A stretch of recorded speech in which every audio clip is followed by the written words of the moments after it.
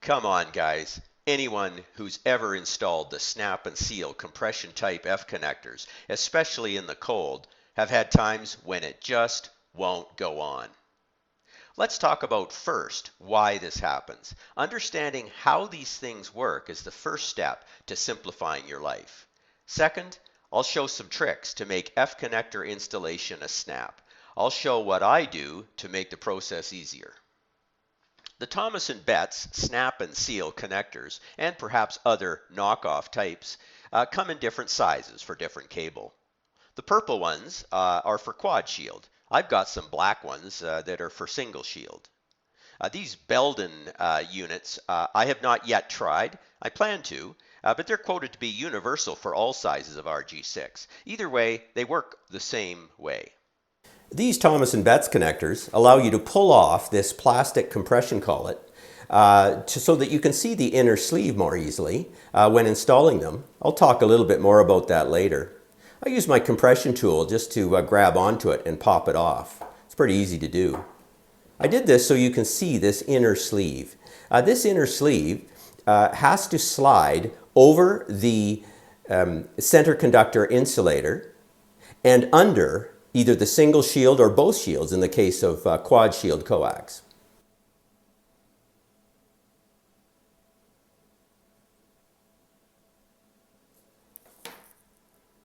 In order to show this a little more clearly, this is a prep tool that I made, and I'll talk a little bit more about it later, but it's actually made from an F connector with the barrel cut off. So now we can see the sleeve more clearly. So here we can see what's happening when we push the connector on. It has to go over top of the center conductor and then be driven down in between the center conductor and the shield as we drive it in. So right here at this point, when you're trying to push this connector on, if it catches on any stray wires at all, the braid will start to bunch up, grab, and it actually goes from bad to worse to the point where it's virtually impossible to drive the connector in any further. This is where the frustration starts. Let's talk about how to make this a lot easier. All right, so the first thing we need to do is prep our coax and strip it. This is the easy part when using the correct stripper. You can buy either a single braid, a single shield stripper, or a quad shield stripper. Make sure you're using the correct one. Really don't even try this without a proper stripping tool. I mean, they're really not very expensive. Using these strippers is pretty intuitive. I'll usually put it on a ways down the end of the coax because I can always cut off the excess center conductor later. Basically, we just rotate it around. I give it a good turn. Sometimes I'll grab it and squeeze it to make sure that I'm cutting through amply into the jacket so that it comes off. I'll usually just pull the whole thing off and we're ready to go. The next step is to peel back the braid very carefully. I usually just sort of grab it with my fingers and pull it back. Try and be as careful as you can and try not to catch the foil at this point. Another real handy thing to use is a braid comb. Braid comb, really, it's not anything special. It's basically a piece of Velcro. It's the hook part of Velcro. You could build one yourself. Just go to the home building supply houses and get that Velcro that's got self-adhesive and stick it on something. But we can use this comb to really help comb back all of the braids, all of the wires on the braid. The key here is we want to try and get them as neatly and as pulled back as much without leaving any behind. All right, the next step can be a little bit fussy. It's removing this this next foil layer, which is between the two braids. I tend to just put a little score on the tin foil, and then I've got a little picking tool here, which helps me get at it. And then you basically just pull the foil off all the way around so that we now have exposed the other shield. Then we just pull the second shield back, just like we did the first one. And first very carefully as much as you can, and then again using your comb we want to bring the braid back, and the real important part here, I'm going to talk about this in a minute, is to make sure there aren't any, almost none if possible, stray strands of braid wire remaining at the top. That's how the problems begin.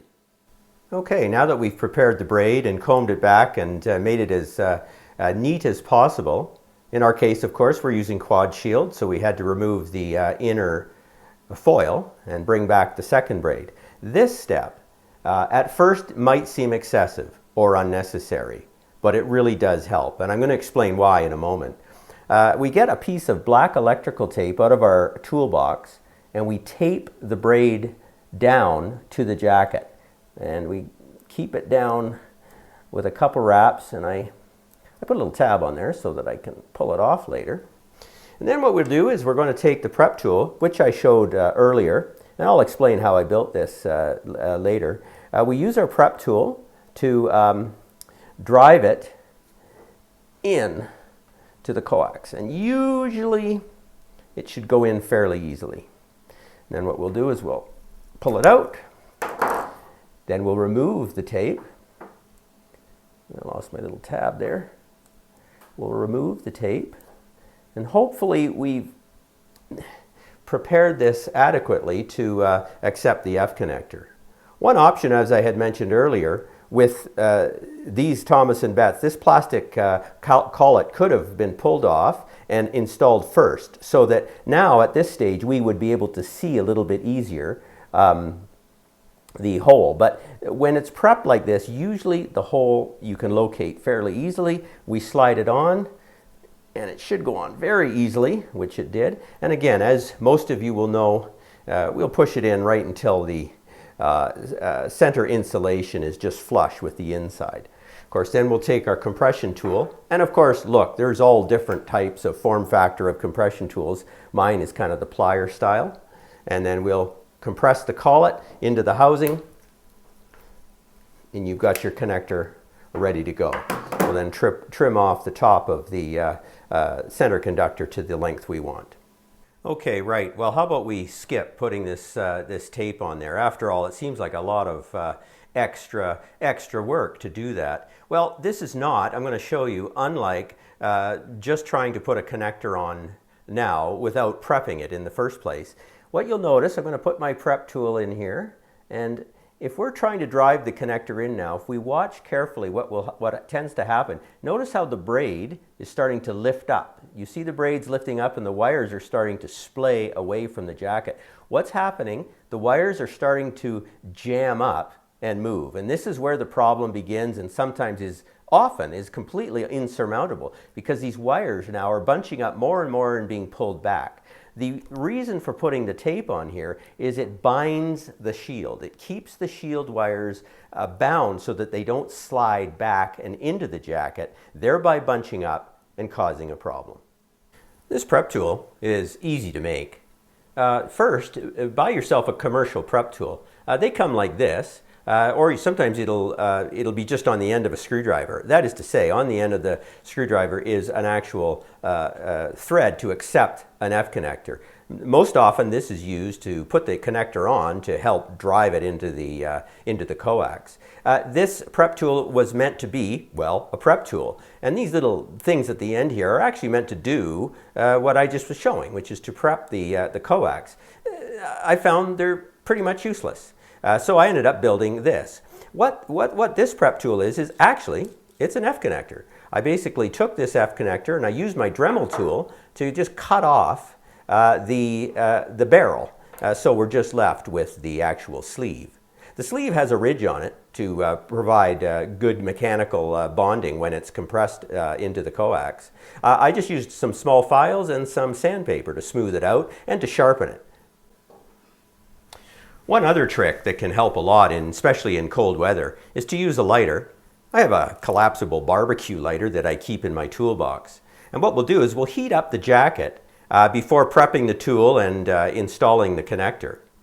Basically, the problem when the coax is cold is, the jacket just won't give and expand to allow the sleeve to get in between that braid. Well, now's the spot where I tell you that I kind of lied at the start of the video. The truth is, it's always often still a bit of a battle to get these connectors on, but hopefully by having shown you how these things work, it might guide you and help you to have a little more success and, I don't know, hopefully a little less frustration. 73, this is Steve, V6WZ.